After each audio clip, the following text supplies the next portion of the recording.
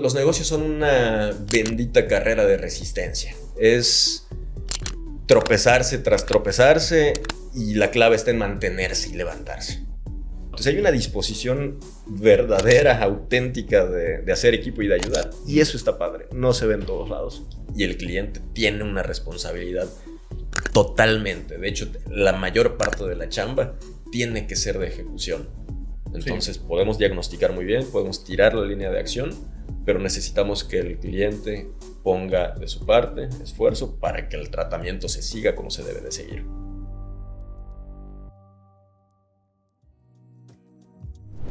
Bienvenidos a un nuevo episodio de Creo, conversando y reflexionando con IO. Hoy tengo el privilegio de inaugurar la segunda temporada de este increíble podcast. Conmigo está nuestro queridísimo Gabo Haddad. Muchas gracias, Gabo, por estar aquí con nosotros. Feliz de estar aquí y acompañar en esta transición para darte el rol de anfitrión de este podcast y acompañarlos, seguir aprendiendo ahora de ti y del resto de nuestros invitados. Gracias. Gracias a ti, Gabo, y me siento muy privilegiado y muy contento de poder estar aquí con ustedes hoy. El día de hoy nos acompaña Níger Bianchi. Níger es un increíble consultor de negocios con más de 20 años emprendiendo diferentes empresas y ayudando a emprender también diferentes empresas. Se define como una persona multiverso que está trabajando constantemente en diferentes tipos y canales y formas de hacer las cosas. Y pues bueno, recientemente ha sido autor de un muy interesante libro. Níger, bienvenido y muchas gracias por acompañarnos. Muchas gracias. Igual, encantado, fascinado, una gran experiencia. Soy el invitado sándwich, soy el invitado estafeta. En la transición, hablando del multiverso. Hablando del multiverso, entonces yo encantado de poder compartir este espacio. No, al contrario, felices de tenerte aquí, Níger. Oye, y pues bueno, recientemente estuviste en la Filey con un libro que habla de los sueños. Y algo que me pareció súper interesante es que cuando uno piensa que un empresario, un emprendedor habla de los sueños, uno pensaría que habla de sus sueños y de sus aspiraciones y sus metas, ¿no? Más orientado hacia ese canal, ¿no? Y tú decidiste hablar de tus pesadillas en una novela de terror psicológico. Sí, y fíjate que el concepto sueño en mi vida ha sido una constante, en ambos sentidos. Por un lado, el fijarme objetivos, el concebir ideas y luchar por ellas, pero por otro lado, literalmente, soy una persona que sueña mucho. O sea, cuando me duermo, sueño y recuerdo casi con lujo de detalle todo lo que pasó. Entonces, partiendo de esa idea, es que un día me doy cuenta de que había ya una gran lista de sueños y decido, ¿tú sabes qué? Se puede convertir en un libro. Los empecé a escribir como modalidad de cuentos cortos y quedó esto. Al final también lo traigo aquí para que la gente pueda ver. Sueños que quitan el sueño. Sueños que quitan el sueño. Y en particular esta obra, sí, tal cual es, de pesadillas. Son pesadillas, 41 pesadillas de hecho, que podrían ver que están fielmente redactadas según como pasaron por mi cabeza. O sea, así las soñé. Y que de algún modo tienen algo en común. Todas me despertaron o gritando, o llorando, o estresado. Qué bárbaro. Sí, de plano me quitaron el sueño. Entonces va por ahí. ¿Hay algún fragmento que nos quieras compartir? Sí, yo encantado. Sí, si quieren, les puedo leer algún. Por favor. Alguno de los cuentos. De verdad que no venía preparado para leerlo. Entonces vamos a escoger alguno. No, pues ya te tenemos aquí, así que tenemos que aprovechar. Voy a leer uno que no está tan corto, pero aprovechando lo especial de este momento, voy a leer uno que no he leído en ninguna presentación del libro, ¿sale? Okay. Entonces este, tal cual, es inédito en lectura de mi propia voz. Y estoy escogiendo este porque tiene muchos elementos simbólicos de mi infancia y de mi presente. Entonces creo que es algo de donde se puede reflexionar.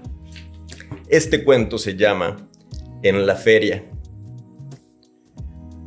No voy muy seguido a parques de diversiones o ferias, pero ese día decidí pasar por un momento de distracción. Una feria muy grande se había instalado cerca de la casa. Fui solo. Pasé por la entrada principal, delimitada por un arco enorme en el que la gente se organizaba en filas para ingresar.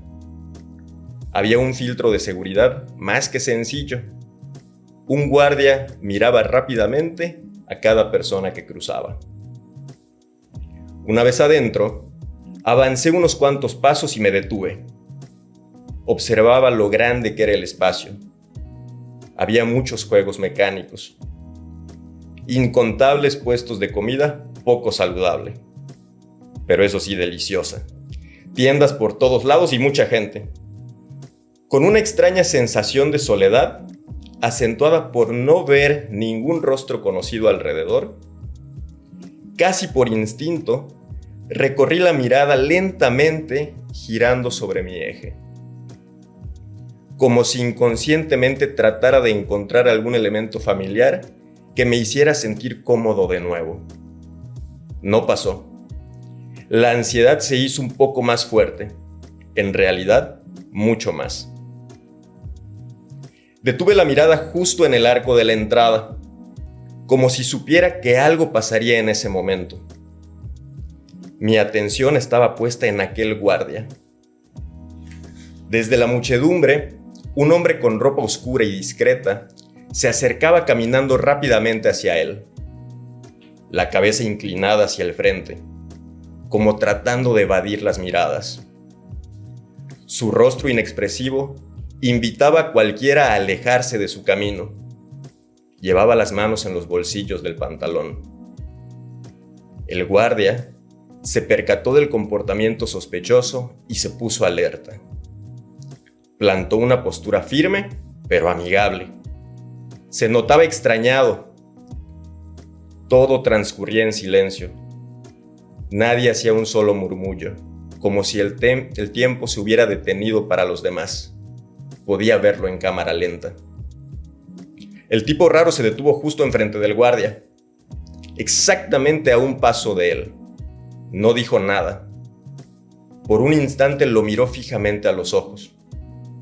En una fracción de segundo, sacó una pistola y la apuntó directamente a la cara, casi rozándole el rostro con el arma. No esperó mucho. Tiró del gatillo. Un disparo a quemarropa.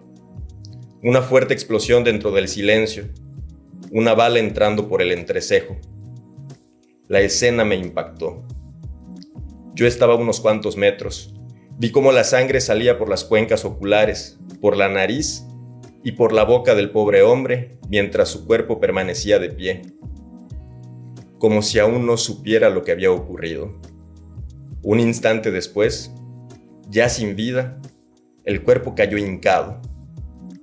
Luego se desvaneció totalmente golpeando lo que quedaba del rostro en el suelo. La ansiedad se convirtió en una tristeza extrema, en coraje, en frustración, incredulidad. Nadie pudo hacer nada. Seguía impactado por la escena cuando sentí que desde abajo alguien tiraba de mi ropa. Incliné la mirada. Era un niño como de 5 años. Parecía extraviado. Viéndome hacia arriba con los ojos humedecidos y con la voz entrecortada, conteniendo el llanto, me preguntó: ¿dónde está mi papá? Inmediatamente supe que ese niño era el hijo del guardia. Se me rompió el corazón. No pude responder. El niño era yo. Muchas gracias por compartirnos. Y estos son los sueños que quitan el sueño. Níger, ¿qué te ha llevado a pensar? Porque creo que me parece muy interesante el enfrentarte a tus pesadillas, que dicen que los sueños pues son una traducción de lo que muchas veces está en nuestra cabeza, ¿no? ¿Qué te llevan a ti a pensar este tipo de sueños, o qué reflexiones tienes cuando los analizas después? Es curioso porque cada uno de los sueños que está aquí está perfectamente trabajado en terapia. En terapia y en una chamba muy personal, en donde voy reflexionando justamente eso. ¿Qué me dice y por qué pasa? Se lo atribuyo a que definitivamente no descanso bien en muchas de las noches. Esa es una realidad. Estos recuerdos, estos temores, estos traumas, de repente se amasan en una forma medio extraña y durante la noche simplemente caen. Y ahí no está lo interesante del asunto, porque pues son sueños. Lo interesante es qué representa cada elemento. Por ejemplo, la feria. La feria para mí representa un ambiente de diversión al que normalmente no soy muy afín, es decir, me cuesta jugar en el sentido tradicional. Me divierto de formas distintas. Entonces, en este juego metafórico, la feria eso representa. Entonces, el tomar la iniciativa de ir a un lugar de esta forma y que en ese lugar venga una escena tan complicada, a mí me habla de la dualidad que llevo en la vida. Lo del guardia, una figura de autoridad que al final de cuentas muere de manera abrupta. Mi papá falleció cuando yo tenía 5 años, justo la edad del niño que planteo en el cuento. Entonces, no fue un asesinato, en el caso de mi papá, fue un infarto, pero fue igual de fulminante. Entonces, para mí fue cortar una historia de una relación pues paternal, así, de tajo. Y todo lo que implica, esa reflexión, ese sentido de carencia y cómo va moldeando mis decisiones. Entonces, cada elemento trae un significado personal. La invitación para leerlo es justamente eso, que los lectores, por favor, puedan apropiarse cada cuento. Es decir, que cada uno de los personajes, cada uno de los ambientes, cada uno de los elementos, ¿qué puede representar para ellos? ¿Qué puede representar para ustedes? ¿Qué es ese temor? ¿A qué me recuerda? ¿A qué me estoy resistiendo? Y una vez teniéndolo ahí es mucho más fácil manejar. Entonces, para mí fue hasta catártico escribirlo. Oye, pues muchas gracias por compartir, sobre todo por lo profundo que es esta historia para ti. Y me imagino que cada una de las historias pues contará un aspecto pues muy personal y muy propio de lo que traes tú pues en tu cabeza y has vivido también a lo largo de tu vida. Sí, totalmente sí. Y justamente es eso, de verdad, si tienen la oportunidad de leerlo, apropiénselo. ¿En dónde lo podemos encontrar? Está en distribución en línea en prácticamente cualquier librería, cualquiera. Pueden encontrarla en Amazon, en Gandhi, en Busca Libre y en diferentes países, ¿eh? Entonces es impresión bajo demanda, se hace la compra y más o menos en 1 o 2 semanas ya está el producto en casa. Excelente, pues bueno, nuevamente Sueños que quitan el sueño. Invitamos al auditorio a comprarlo también y pues bueno, gracias por compartirnos. Ahora me gustaría que platiquemos un poquito sobre el empresario. ¿De dónde surge la idea tuya de empezar a emprender? ¿Cuál es la chispa y cuál es tu historia? ¿Qué tan atrás quieres que nos vayamos? Lo que tú quieras. Desde el vientre de la madre. La versión más antigua que recuerdo fue una anécdota en casa de mi abuelita, mamá de mi mamá. Estaban 2 de mis hermanas y yo, estábamos ahí. Y mi abuelita, pues para pasar la tarde, nos preparó palomitas de maíz. Y lo tengo muy grabado porque existe la evidencia física. Mientras preparaban las bolsitas, yo escribía en un pedazo de papel de pan, de papel estraza, así con letra horrible de un niño de kinder: se venden palomitas de maíz, solo quedan 3 bolsitas, así tal cual lo dice. Y mi intención era que esas palomitas que nos estaban preparando, pues venderlas a los estudiantes que pasaban justo enfrente de casa de mi abuelita. Ese es el antecedente, ¿eh? Y estoy hablando tenía 4 años, que fue el único año que hice de kinder. El antecedente más antiguo. Ahora, ya trayéndolo un poquito a cuando me hago consciente, algunos saben que una de mis intenciones era estudiar medicina. Okay. Me sigue apasionando la medicina. Sí te veo como médico, ¿eh? O sea, sí te veo, digo, sí, más o menos. Bata blanca y ya está listo. Sí. Puedes ser un gran médico, ¿eh? Bueno, de manera muy irresponsable de repente hago ciertos diagnósticos, pero no me hagan caso, ¿eh? No son para nada válidos. Acompañados de ChatGPT y ya está. Hasta antes del ChatGPT hacía mis... No, ahí tengo una anécdota buenísima que les platicaré en su momento relacionada con esto, pero bueno, retomando el tema del negocio. Hasta la prepa yo quería estudiar medicina. Hasta que, digo, ¿y si no? O sea, rompiendo el paradigma de toda la vida, pensé en medicina. ¿Qué tal si hay otras cosas? Y me topo con el mundo de los negocios. Y digo, ¿y si estudio algo relacionado con empresa? Y dije, pues sí me late. O sea, me gusta el tema del dinero, de las finanzas, de los negocios. Y de las vertientes, de las opciones, me llamó mucho la atención mercadotecnia y negocios internacionales. Y al final digo, no, ¿sabes qué? Sí quiero solucionar problemas, sí quiero curar enfermedades, pero de negocio. Quiero curar cosas organizacionales. Y de ahí tomé la decisión. Me acuerdo que se lo planteé a mi mamá, a mi círculo cercano familiar. Todo un amor. Todos ellos me dijeron, claro que sí, lo que quieras. O sea, ¿y todos ya te veían como médico? Yo creo que sí, porque en la familia hay unos cuantos médicos. Okay. Y pues hasta recibía como las ideas o los mensajes de aliento y demás para seguirle. Sí. Entonces cuando digo, no sabes que voy para negocios, fue un poquito diferente, pero creo que hay muchas similitudes entre el médico y el empresario. Y una anécdota bien curiosa fue cuando a mi abuelita, pues le platico que quería estudiar, lo que quería estudiar, ¿no? Para la carrera. Yo crecí en Tizimín hasta los 17 años que vengo a Mérida para estudiar la carrera. Entonces me acuerdo que en una ocasión mi abuelita, mamá de mi papá, que vivía pues, ahí con nosotros en la casa en Tizimín, me preguntó en su afán de conocer de su nieto, oye, ¿y qué vas a estudiar? Le dije, ¿cómo le explico a una señora de 80 y tantos años en ese entonces, pues qué es la mercadotecnia y los negocios internacionales? Y le dije, pues ingenuamente dije en mi cabeza, voy a poner un ejemplo muy sencillo. Abuelita, ¿usted sabe cuál es la diferencia entre el señor que vende perros calientes aquí a la vuelta de la casa y una cadena multinacional que de repente hasta franquicia y tiene negocios por todos lados? ¿Puedo decir marcas? Sí. En ese entonces le dije, imagínese a McDonald's. Y en ese momento vi a mi abuelita con una mirada de tremenda concentración y dije, pues sí, me la cachó. Y dentro de esa reflexión profunda me dice, ¿y vas a estudiar tanto tiempo para hacer hamburguesas? Y dije, ok, no se captó lo que quería decir. Pero sí. Voy a estudiar comunicaciones. Sí. Antes de los negocios.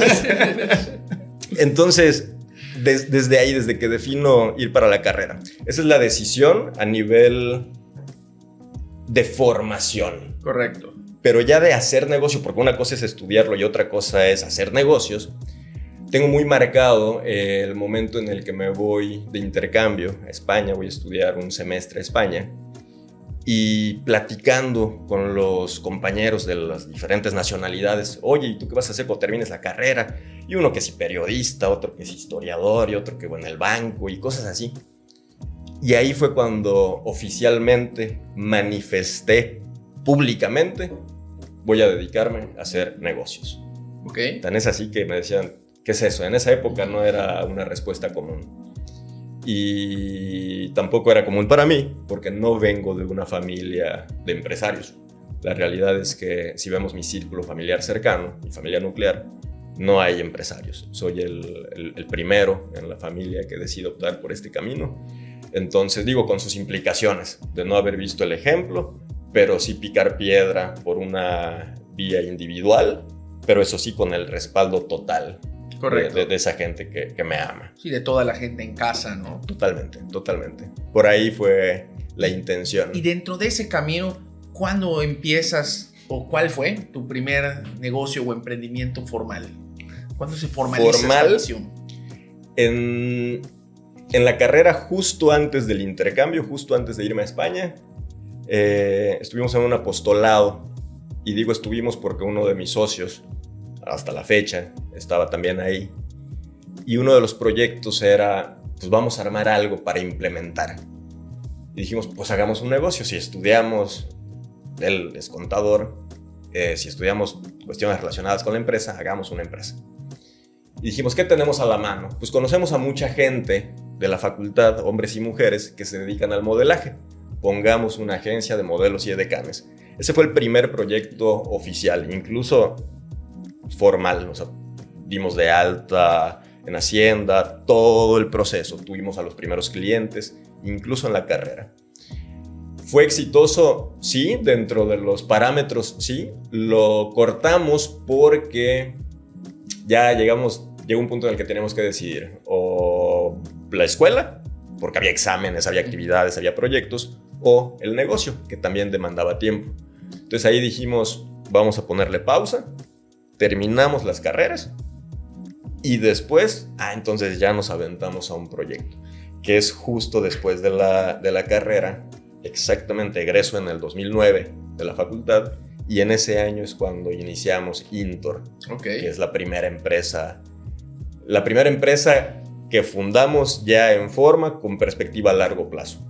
¿Cómo definirías tú Intor como organización? Qué buena pregunta. Fíjate, nació como una solucionadora de problemas para empresas. Desde cuestiones jurídicas, fiscales, de mercado, de talento humano, de procesos industriales. Empezamos como un tutti frutti. Como lo que la empresa pueda llegar a necesitar de básicamente cualquier cosa. Y teníamos al equipo para cada cosa. Teníamos ingenieros, diseñadores, psicólogos, administradores, contadores, mercadólogos, de todo. Conforme fue evolucionando, esas líneas de servicio se fueron acotando hacia los productos estrella y nos dimos cuenta de que no podíamos estar quietos en un solo giro. Entonces empezamos a abrir más y más negocios totalmente diversos.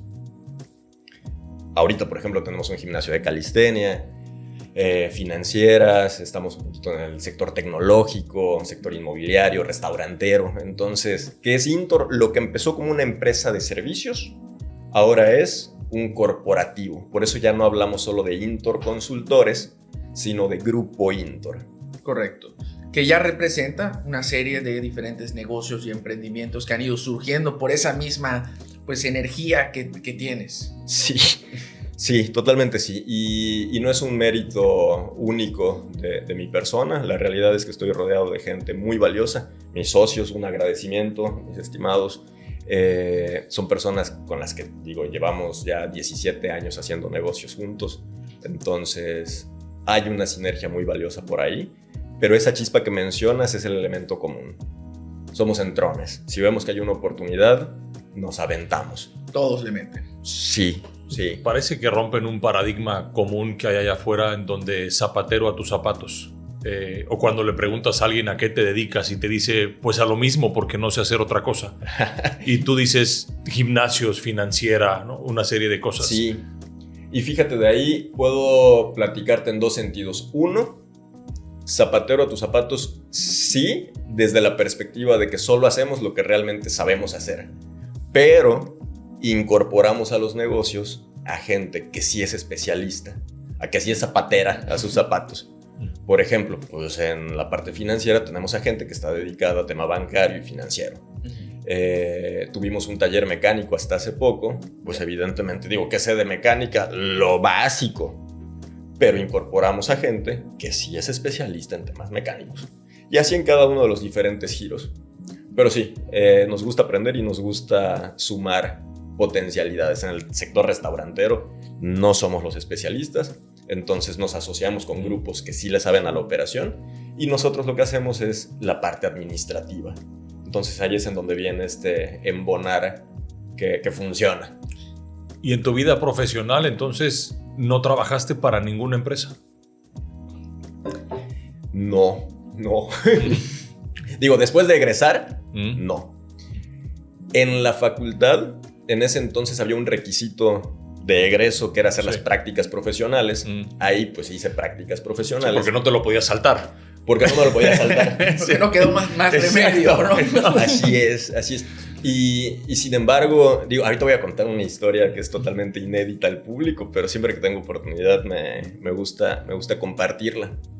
En alguna ocasión, pues necesitábamos flexibilidad precisamente para las prácticas profesionales. Y hoy por hoy sí hay una tendencia mucho más fuerte de apoyar al empresario que está iniciando. En ese entonces no era tan así.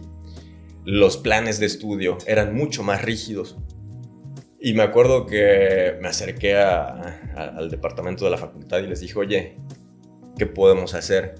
No, pues es que tienes que conseguir a una asociación civil porque ahí el tema era el servicio social. Entonces de ahí, ¿qué hicimos?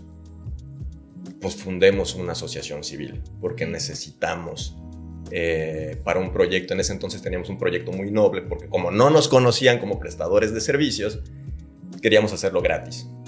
Entonces, para poder regalar consultoría a micro y pequeñas empresas, también necesitábamos mano de obra de servicio social. Entonces ahí es cuando decidimos, bueno, pues vamos a poner una asociación civil. Entonces siempre ha sido esa dinámica. Nos enfrentamos a un obstáculo, ¿cómo lo hacemos para brincarlo? Y platícame, fíjate que me parece muy destacable los 17 años que llevas pues, con tus socios. Que tener una sociedad, pues bueno, siempre tiene sus retos, hay diferentes personalidades, enfoques, estilos de dirección, estilos de liderazgo. ¿Qué crees que es lo que han logrado ustedes como grupo Intor ahora para lograr consolidarse y conservarse como socios a lo largo de estos años? Es uno de los retos más complicados en los 17 años, porque ahorita podría decirles y podría entenderse, qué padre, llevan 17 años, pero la realidad es que de los socios fundadores, cuando empezamos Intor éramos 6 socios. De los fundadores solo quedamos 2, el que les platiqué de la carrera, la facultad, órale, y yo. Y ya está. Sobre la marcha, pues se fueron yendo, unos de mejor forma que otros, y se suma uno, que es el que también está hasta la fecha. Digo, él se sumó a los 2 años de operación de Intor. Casi fundador, ¿no? Casi fundador, sí. Pero sí, hablar de una sociedad tan larga tiene costo a nivel societario, a nivel de amistad. La realidad es que muchas veces se vulnera la parte relacional, pero hemos aprendido que pues, son cosas diferentes, tema de amistad y tema de negocios. Y dentro de este trípode que se mantiene, tampoco es miel sobre hojuelas. La realidad es que nos agarramos bien y fuerte de vez en cuando, pero también hemos llegado a una solución muy práctica. No todo tiene que ser por unanimidad. Es decir, si hay discrepancias, si hay diferencia de opiniones, votación, y el 2-1 no hay pierde. Y el que no gana, pues apechuga. O sea, parte del éxito son 3. Sí, es correcto. Y siempre hay al final, pues hay mayoría, minoría o todos están de acuerdo, ¿no? Así es. Oye, pues qué interesante. Y además de esta práctica, ¿hay alguna otra práctica que hayan implementado, pues ahora entre los 3 socios, que les haya funcionado para ayudar a trabajar y dirigir los diferentes negocios a través de sus diferentes visiones? Hemos probado diferentes modelos, gran parte a prueba y error, ciclos también de negocio. Al principio todos estábamos al principio, cada quien encargado de su área. Y ya, lo que sabes hacer, a eso te dedicas y tienes tu equipo. Después dijimos, no, pues ¿sabes qué? Vamos a ver todo entre todos, como si fuéramos un consejo malentendido. Luego dijimos, no, ¿sabes qué? A cada unidad de negocio vamos a asignarle a un socio responsable y va a ser el que va a estar dándole seguimiento y viendo que vaya funcionando. Y al final decidimos, y esta es la tendencia, contraer. Es decir, siempre dentro de un ambiente de diversificación, porque estoy convencido de que la diversificación es clave, fue fundamental para la pandemia. Pero dentro de esa diversificación, no abrir tantos flancos que ya sea complicado de manejar. Es decir, tanto cuanto, lo suficiente para estar diversificados sin comprometernos en capacidades. Correcto. Entonces esa es la lógica que estamos siguiendo ahora, con un consejo de administración mucho más establecido y con estructura. Sí, al final una sociedad requiere de esta estructura para que pueda caminar de forma ordenada y no existan pues, las diferencias entre las personalidades o las opiniones. Siempre que hay una estructura y un modelo de decisión detrás, creo que hace que las cosas pues, fluyan de una forma mucho más pacífica y ordenada. Totalmente. Y ahora que hablábamos de esta fase de Intor como grupo, nos platicabas que hubo una fase previa como consultora. Los servicios de consultoría ahora siguen solo enfocados en tus empresas o sigues como Intor dando consultoría activamente a otras empresas? Sí, sigue activa. El cambio fundamental que se dio fue que algunas áreas que eran principalmente ofrecidas a mercado se convirtieron de servicio interno. Por ejemplo, recursos humanos, toda la parte de talento humano. Sí vemos reclutamiento y selección para externos, pero la realidad es que es mínimo. Es más bien un área interna. La parte de procesos igual. Entonces perfilamos 3 servicios principales, ya hacia afuera. Todo lo que tiene que ver con prevención y solución fiscal, toda la parte de análisis y medición de mercados y opinión pública, y comunicación de marca. Son los 3 productos estrella que delimitamos, y ese es el fuerte de Intor Consultores. Correcto. Y dentro de la consultoría a mí me parece una rama como súper interesante, porque tienes la oportunidad de conocer a fondo diferentes tipos de negocios, de modelos de negocio también. A pesar de que los negocios sean similares, cada uno opera o puede ser un mundo completamente distinto. ¿Cómo sabe una empresa si realmente necesita iniciar un proceso de consultoría o necesita contratar a una empresa consultora? Qué curiosa pregunta. Fíjate, la respuesta concisa es: siempre necesitamos ayuda, siempre. La tónica o el matiz es qué tipo de ayuda necesito. A veces es ayuda que puedo tener incluso dentro de la misma empresa. A veces no son suficientes los recursos por cuestiones de conocimiento o habilidad, o por tiempo o disposición. A veces nos pasa, siendo consultores, hemos contratado consultoría, no porque no sepamos hacerlo, sino porque al dar el paso disciplinado de decir: voy a dedicarle tiempo, dinero, esfuerzo a un proyecto, a solucionar un problema, ese puro ejercicio hace que ya tengamos un resultado distinto. Entonces la respuesta, yo te diría, es esa: siempre necesitamos ayuda. Los negocios son entidades vivas que necesitan de un círculo completo, un mecanismo, un engranaje social y círculos de apoyo como una persona. Y la respuesta es: depende de qué tipo de apoyo es el que se necesita. Y me parece muy interesante el abordaje, porque creo que es bastante cierto, ¿no? Que todas las empresas en algún momento necesitan un empujón externo, porque nos metemos en vicios operativos, en malas prácticas internas, o simplemente estamos tan ocupados en el día a día que implementar lo nuevo se vuelve un calvario. Y ahí es donde, como platicas, pues la consultoría entra en un rol fundamental para ayudarnos a mover el engranaje a una mejor velocidad. Sí, y fíjate, ahora que lo mencionas, también te podría complementar la respuesta diciéndote: hay 2 momentos en los que puedes necesitar consultoría. 1, cuando es para prevenir, y 2, cuando ya estás más que adentro del problema. Normalmente se acercan cuando ya hay un problema. Y a raíz de ahí es cuando empieza ya la conciencia de la parte preventiva. Y uno de los ejemplos más claros es la línea fiscal. O sea, fiscalmente, muchos de los clientes llegan porque ya traen un crédito fiscal, porque ya traen un problemón serio. Entonces, se puede manejar, claro. Pues es una parte correctiva, de defensa. Pero ahí es cuando despierta el chip y dicen: no, pues para los siguientes años, mejor planeo y diseño mi estrategia corporativa. Pues sabes que no necesito solamente una empresa, necesito ya formar o consolidar mi grupo, y eso es lo que se puede trabajar. Pero tristemente nos damos cuenta de la necesidad hasta que tenemos una bronca.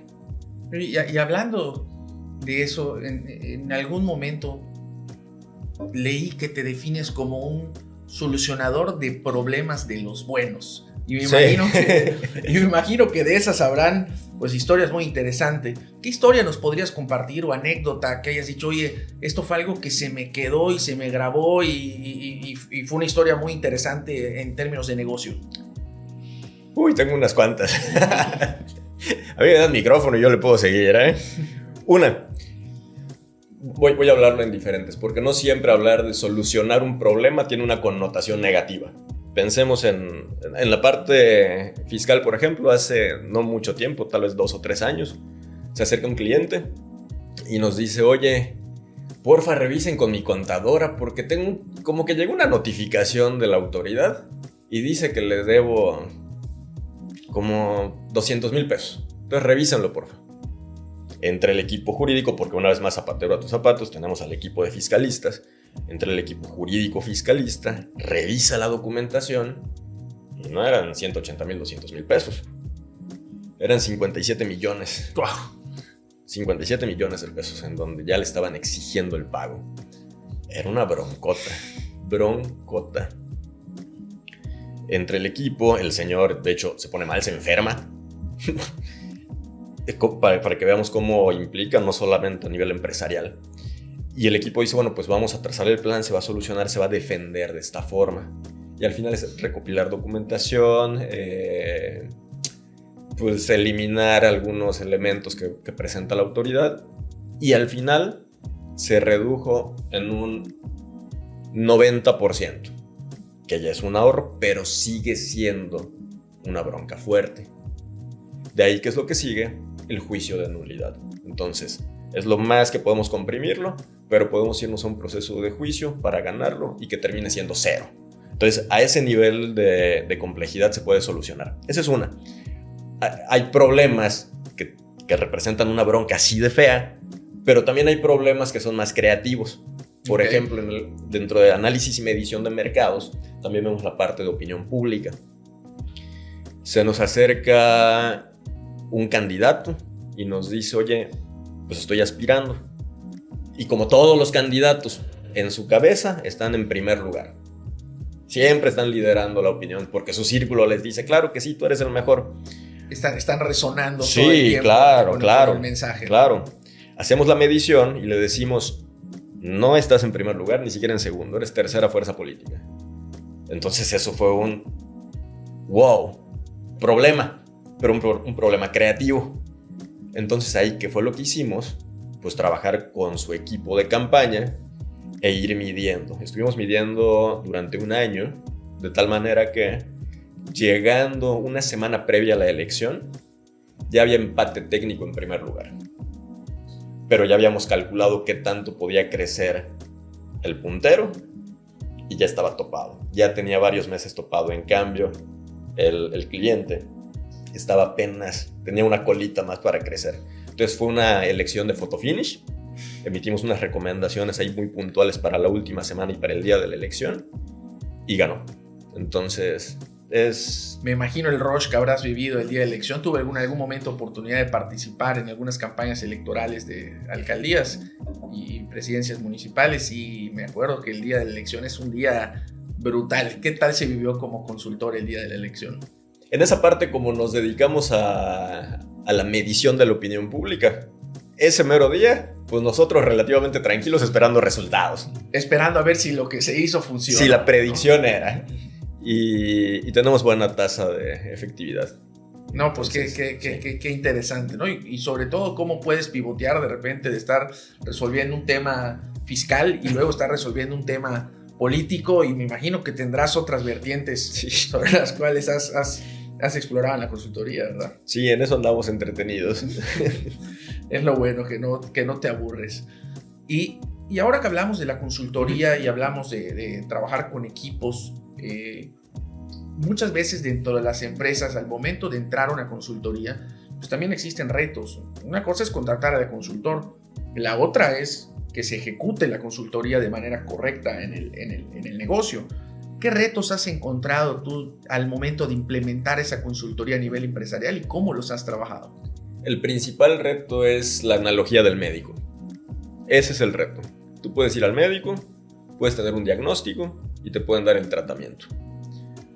El reto es que el cliente siga el tratamiento.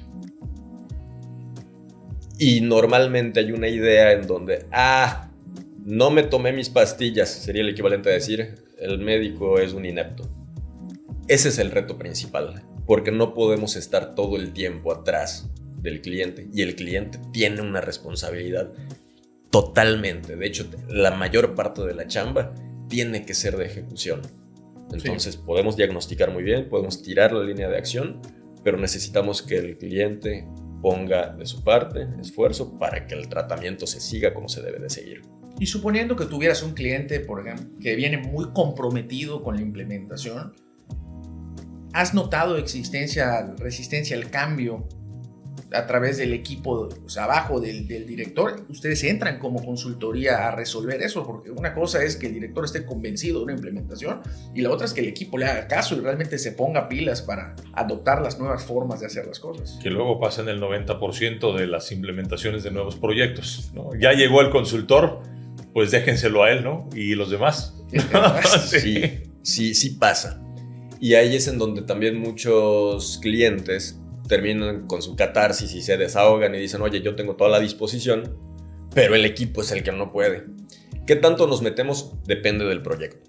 A veces nos dicen, ¿sabes qué? Solamente quiero el diagnóstico y el tratamiento. Y a veces nos dicen, entra por completo. Y en ocasiones nos toca proponer, no nos toca decidir, pero sí proponer desvinculaciones. La realidad es que hay muchos casos en donde la solución es desvincular a un elemento que está representando una traba. Suena fuerte, pero al final es un empleo que sigue ahí porque contratas a alguien que también trae las ganas, pero sí trae el perfil. O en ocasiones, ¿sabes qué? Basta con capacitación y con sensibilización. En la mayoría de los casos, al menos a corto plazo, se soluciona con eso. Pero hay casos drásticos en donde hay que reestructurar al equipo. Es uno de los beneficios, tal vez no percibidos al momento de contratar una consultoría. Todo lo que mueve en el negocio y evidentemente lo que se mueve, pues saca cosas buenas, pero también saca cosas malas que, pues bueno, también es bueno ver las cosas malas porque si no las sabes, nunca vas a saber que son malas y por lo tanto no las vas a poder trabajar. Y la consultoría pareciera ser un excelente medio para mover un poquito el árbol y ver cómo están los frutos del árbol, ¿no? Totalmente, es agitar el avispero, pero si no lo mueves, la estática tampoco está padre. Níger, y hablando un poquito más de la otra cara de Níger como persona, más allá del empresario, ¿quién es Níger? Más allá del empresario. Fíjate, aquí lo voy a cruzar con un ejercicio que hice en 2007 y sigue vigente. En 2007 tomé un retiro que se llaman los ejercicios espirituales ignacianos. Es un retiro de silencio. Y uno de los ejercicios es trabajar el principio y fundamento. El principio y fundamento básicamente es la misión del ser, de la persona. Y ahí llegué a una conclusión y mi principio y fundamento es hacer lo que más disfruto y ponerlo al servicio de los demás. Sigue vigente al día de hoy, 19 años después. Y lo reviso periódicamente y sigue siendo eso. Si me dijeras, ¿quién es Níger más allá de eso? Creo que Níger es alguien que disfruta hacer lo que sabe, pero que también disfruta ponerlo al servicio de los demás, también en lo empresarial. Es decir, si alguien se acerca y me dice, oye, necesito ayuda con esto, yo encantado, fascinado.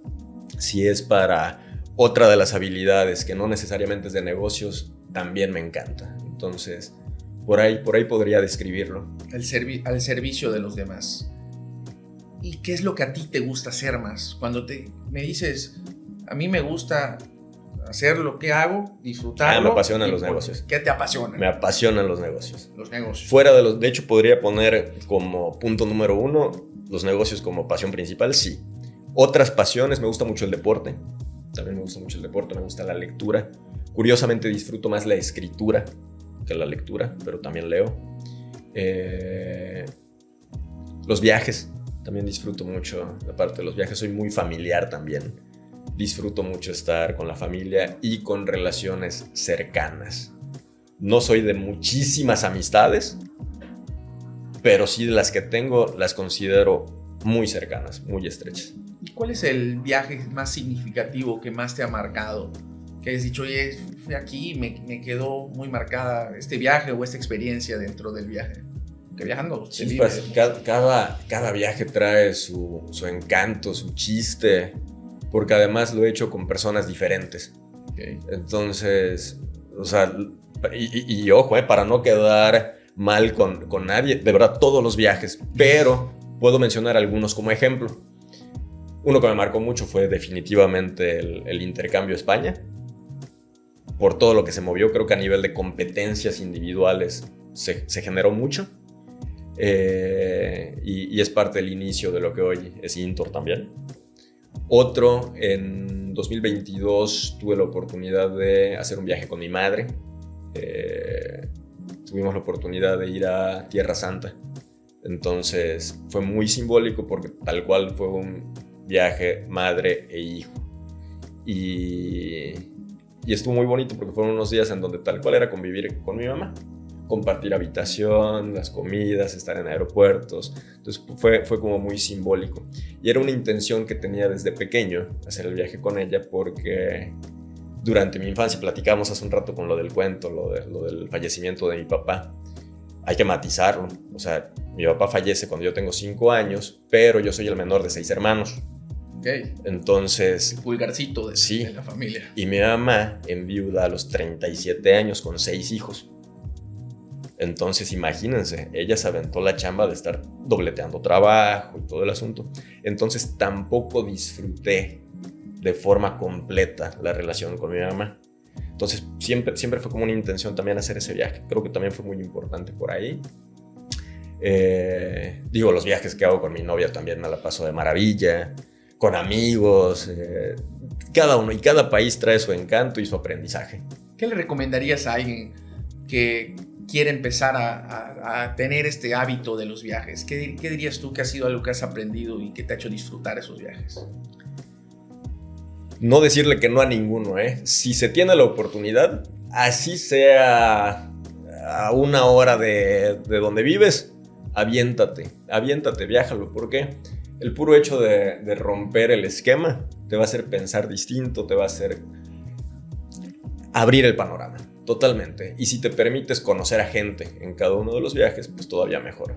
Entonces, tal cual es eso, ¿eh? Si tienes oportunidad, si tienes el tiempo, lánzate. No tienen que ser viajes carísimos ni lejanos, pero viaja. Eso siempre abre la mente. Cada viaje será una experiencia dependiendo de con quién hagas el viaje, completamente distinto. Sí. Y tratando de... Nunca un plan de viaje va a salir como lo planeas. Nunca. Siempre va a salir algo. Siempre. Ahorita, por ejemplo, tuvimos la oportunidad de hacer un viaje. Llegamos a un país en donde... huelga de transportistas y teníamos que cruzar en ese momento porque si no íbamos a perder todo el paseo de ese destino. Entonces es solucionar el problema. Y ahí me ves en otro país en donde no hablan español pidiendo aventón para que nos llevaran a tomar el barco porque ni los taxis estaban trabajando. Solucionando problemas también. Sí. y muy al estilo latinoamericano, ¿eh? Porque veíamos a los demás europeos que estaban ahí sentados. Dijeron, pues ya subimos, ya perdimos el viaje, ya estuvo. Y nosotros ahí. Y la última opción era decirle a un fulano que estaba ahí en una tienda: oye, llévanos en tu moto. O sea, te pago y llévanos en moto. Así, tal cual. Ya estaba planeado, ya estaba previsto. Soluciones que requieren creatividad, claro, también, como totalmente. Decías hace rato. Níger, ¿qué le dirías tú a un emprendedor después de haber vivido tú tu carrera? Tuviste una carrera súper interesante en donde decidiste, pues o así se dio, irte aporreando tú mismo con los diferentes emprendimientos.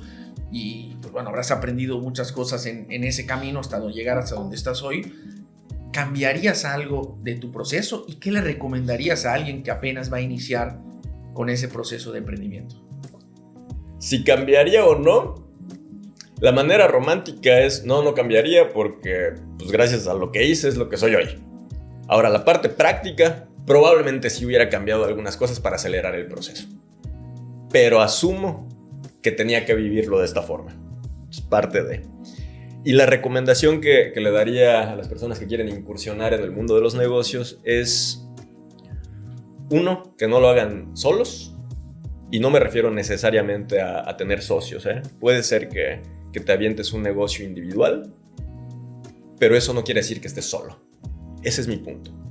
Siempre puedes apoyarte en alguien. Identifica quiénes son esos personajes o incluso organizaciones que pueden estar acompañándote. Siempre hay gente dispuesta a ayudar. Siempre, por favor, acérquense, busquen ese respaldo, esa ayuda. Puede ser un apoyo que, aunque no le sepa los negocios, un respaldo importante. Pongo un ejemplo conciso. Yo no me apoyé, por ejemplo, de consultores expertos porque a los 21 años que iniciamos Intor, pues no teníamos para pagar nada, no teníamos ni para mobiliario, no teníamos ni para tarjetas de presentación, así. Pero sí teníamos a gente muy valiosa que nos echó la mano. Por ejemplo, cuando el paradigma era terminas la carrera y vete a trabajar, papito. Ya, órale. Y yo sabía que si quería poner negocios, pues no iba a poder estar en un trabajo a media tinta. Platiqué con mi mamá y fue la primera inversionista de Níger Bianchi porque le dijo, oye, termino la carrera, apóyame 2 años más, así como me estás echando la mano. Imagínate que me estoy estudiando una maestría y sigo estudiando. Apóyame. Sin pensarlo y con todo el amor del mundo me dijo, va. De no haber contado con ese apoyo, hoy probablemente no estaría dedicándome a la empresa. La mamá de mi socio nos mandaba comida los fines de semana. Entonces, cuando digo no lo hagan solos, de verdad, busquen ese círculo de apoyo, porque en lo personal y en lo profesional es lo que va a marcar la diferencia entre poner un negocio y hacer que funcione o no. ¿Y cómo cambia en la experiencia el hecho de sentirse apoyado y tener ese respaldo durante el arranque, sobre todo, ¿no? Los negocios son una bendita carrera de resistencia. Es tropezarse tras tropezarse y la clave está en mantenerse y levantarse. El hacerlo acompañado da ese ánimo y esa energía para seguirle. Porque de repente la desmotivación está cañona y cuántos negocios vemos que a los cuantos meses, 1 año, 2 años, y ojo que a Intor nos tomó 4 años empezar a ser rentables, 4 años. Entonces creo que el no estar solos en el proceso fue un factor determinante. Como dicen, no es una carrera de 100 metros, es un maratón. Es un maratón. Sí, hay negocios que correrán los 100 metros y les saldrá. No son la mayoría de los casos. Y si te apuntas a los 100 metros y ves que todos ya llegaron, te aseguro algo. Si sigues corriendo, aunque esa carrera ya haya terminado, en unas cuantas horas vas a estar más lejos que los otros. Níger, ¿y qué significa para ti EO? Me da risa porque mi novia siempre me critica y me dice, tu secta esa. Y la verdad es que al principio, con resistencia, le decía, claro que no tiene características de secta. Y ahorita ya digo, pues más o menos, ¿eh? Dejamos las capuchas aquí afuera. No es cierto. O sea, sí es cierto el diálogo que tengo con ella.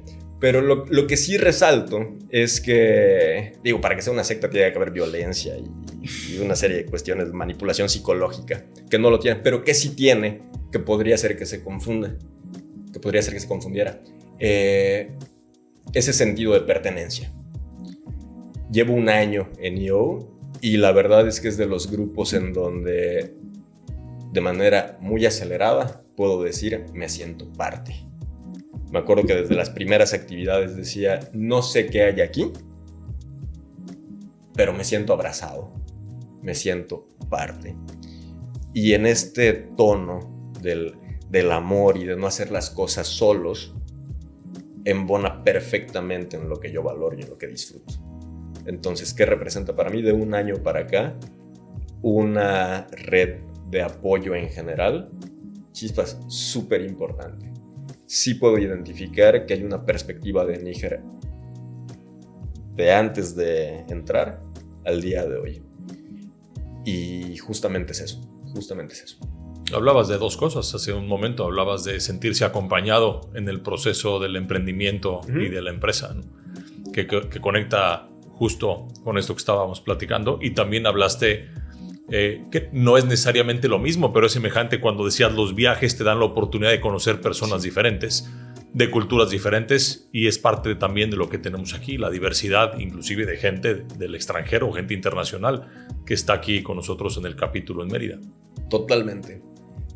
Cada persona con la que tengo algún tipo de contacto es, chispas, súper llenadora para mí. Es una experiencia llenadora.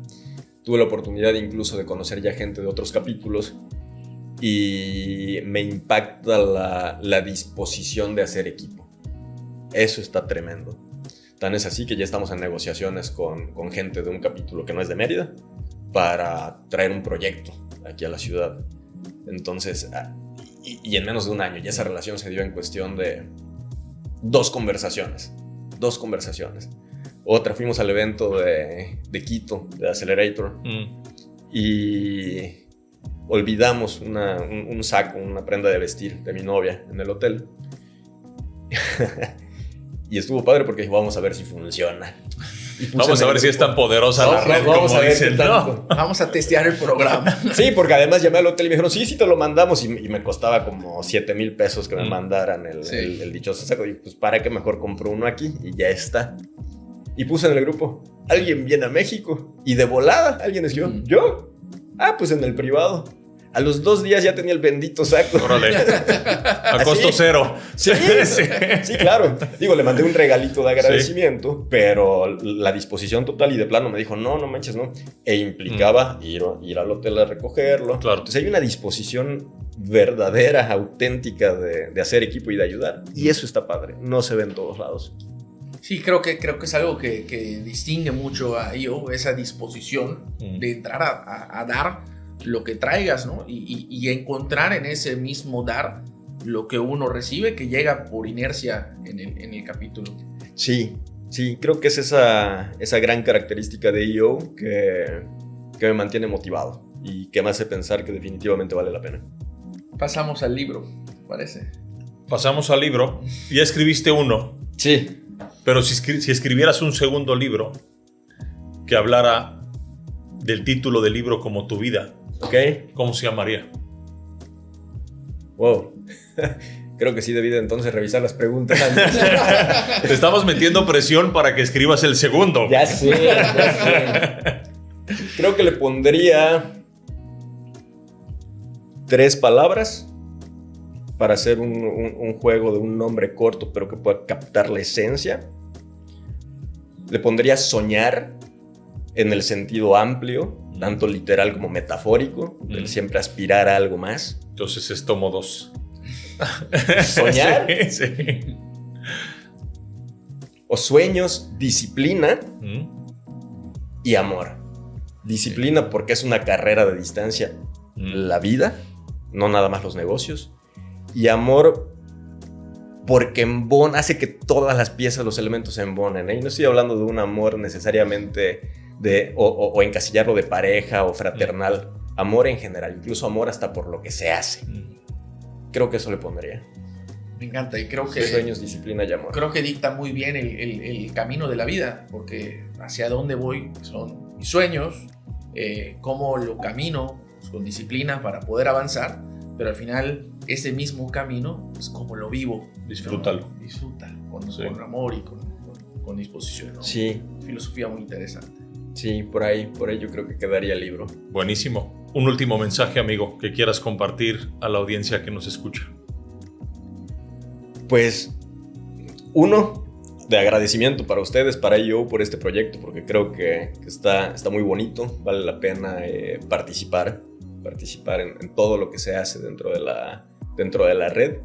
Y un mensaje muy puntual es, pues ahora sí que luchen por los sueños, manténganse firmes, sigan disciplinados y todo lo que hagan traten de hacerlo con amor para que quede al servicio de los demás. Les aseguro que con eso se soluciona prácticamente toda la vida. Muchas gracias, Níger, a ti por acompañarnos. Muchas gracias también, Gabo, por tu tremenda presencia, como siempre acá en el podcast. Y pues muchas gracias a todos los que nos acompañaron en este nuevo episodio de Creo y también pues por acompañarnos en el primer capítulo de la segunda temporada. Nos vemos en la próxima y seguimos al pendiente.